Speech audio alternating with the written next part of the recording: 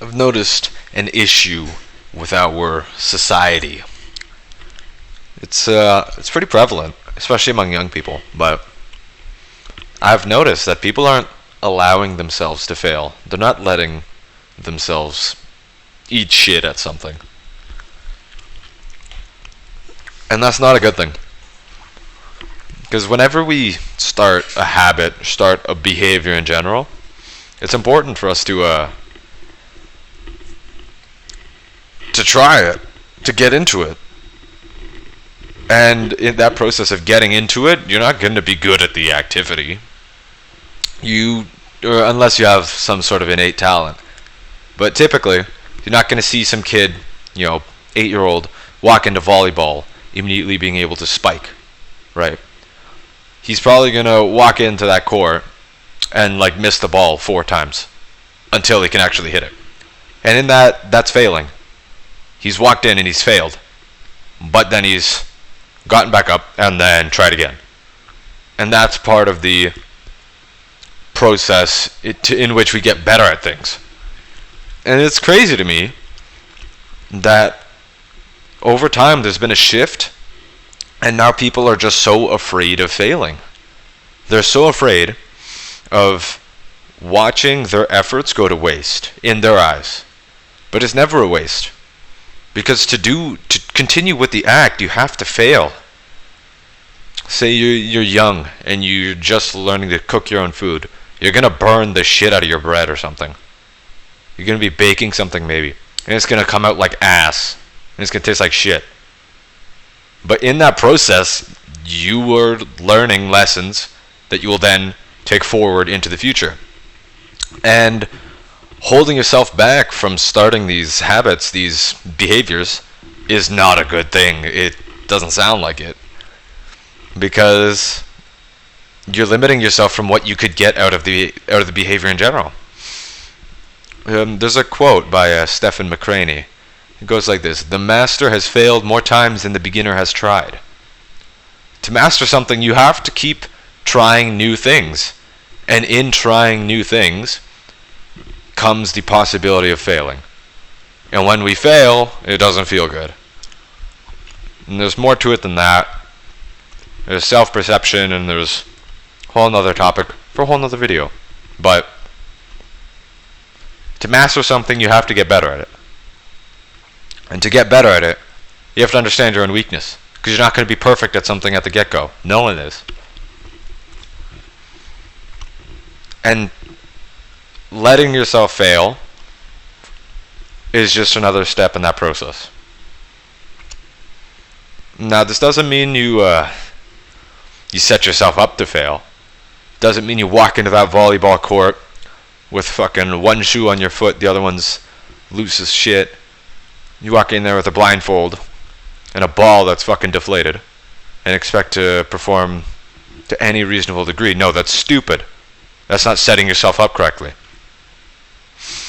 But setting yourself up as best you can, starting this, and then allowing the possibility in which there becomes a room for improvement, so failure, that will lead to a much better result, typically. I find this effect is very prevalent in schools, in which students will say they'll get a bad grade back from an assignment or a test or some evaluation of their capabilities, and then they get mad at the grade and then leave it at that. They look at the surface level, which is the grade they were given, and then they don't look deeper.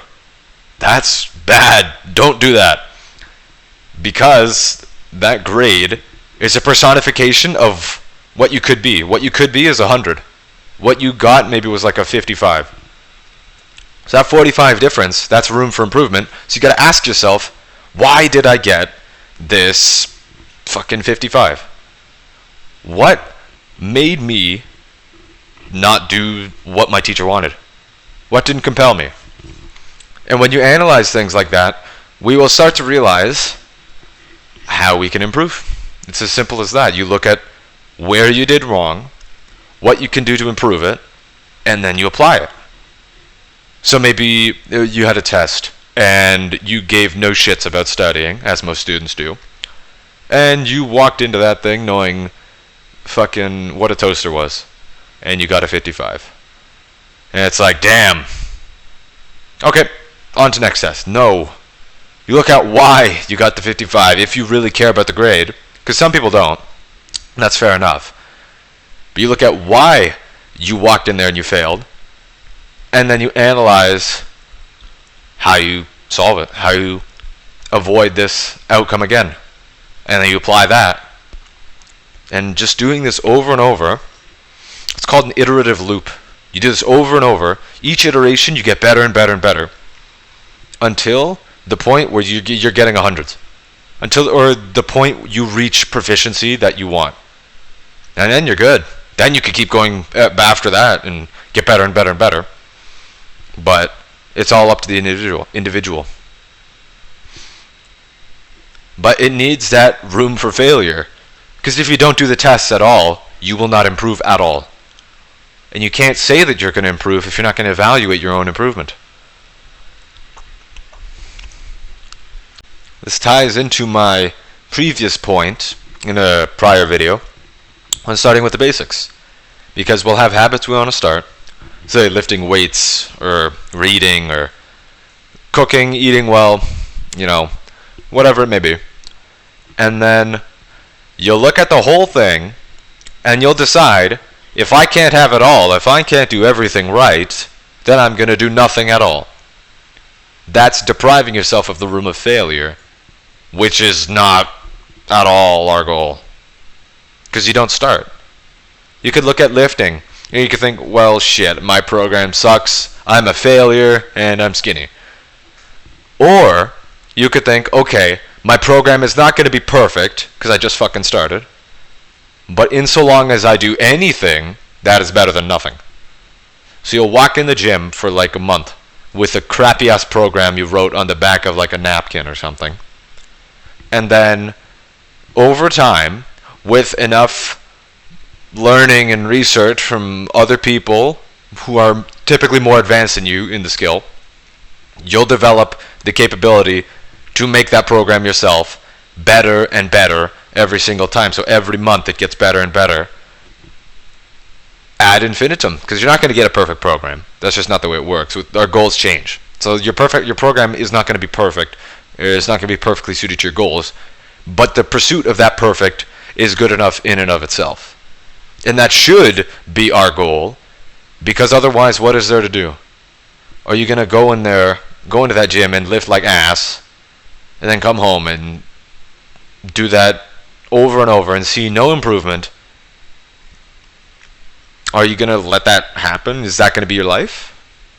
To do something with no intention of getting any better at it, to just maintain.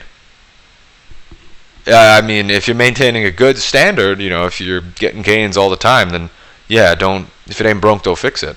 If it ain't broke, don't fix it. But if your maintenance sucks, then why are you going to stay at this? Why are you going to stay there? What benefit to you does it bring to stay where you are? Stay stuck, or not start in the first place? It doesn't bring any benefit, and it's foolish to think and it's foolish to say that you don't care enough about it. Because you do. Because if you didn't, then it wouldn't even be a question. If you're entertaining the idea in the first place and considering it an option, the fact that you're considering it an option means it is an option now. And you wouldn't have even considered it if it wasn't on that spectrum. Same as how any mentally healthy, well person is not considering fucking slitting the wrists as an option or as a action they could take, because it's not there. That is not part of it's not a consideration. They're not going to consider that properly because they're mentally well.